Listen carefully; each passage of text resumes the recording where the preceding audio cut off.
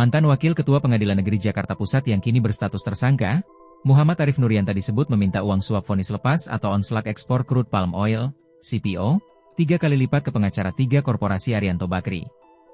Direktur Penyidik Pasar Jampitsus Kejaksaan Agung, Kejagung, Abdul Qohar saat mengatakan, hal itu diketahui usai pihaknya kembali memeriksa sejumlah orang saksi termasuk 3 hakim yang kini sudah berstatus tersangka. Adapun 3 majelis hakim yang menangani perkara tersebut yaitu Juyamto selaku Ketua Majelis, dan Agam Syarif Baharudin serta Ali Muhtarom selaku hakim anggota dan ad hoc.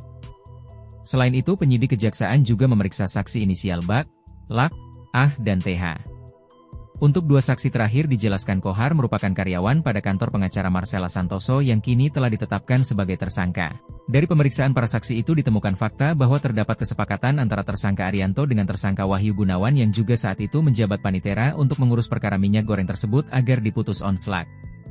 Arianto Bakri saat itu telah menyiapkan uang diduga untuk suap sebesar 20 miliar rupiah yang kemudian diberikan kepada Wahyu.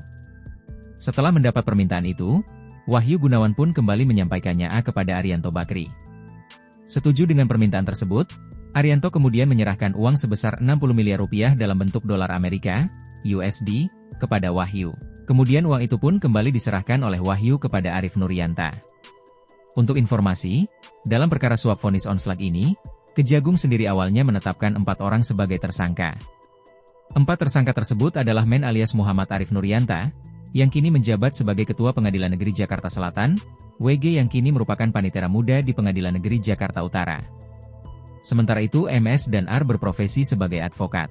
Penyidik menemukan fakta dan alat bukti bahwa MS dan R melakukan perbuatan pemberian suap dan atau gratifikasi kepada Men sebanyak, ya diduga sebanyak 60 miliar rupiah, kata Direktur Penyidikan, Dirdik, Jaksa Agung Muda Tindak Pidana Khusus, Jampitsus, Kejaksaan Agung, Abdul Qohar, Sabtu, 12 April 2025, malam. Abdul Qohar menjelaskan jika suap tersebut diberikan untuk memengaruhi putusan perkara korporasi sawit soal pemberian fasilitas ekspor CPO dan turunannya. Putusan onslak tersebut dijatuhkan pada 3 korporasi raksasa itu. Padahal, sebelumnya jaksa menuntut denda dan uang pengganti kerugian negara hingga sekira 17 triliun rupiah.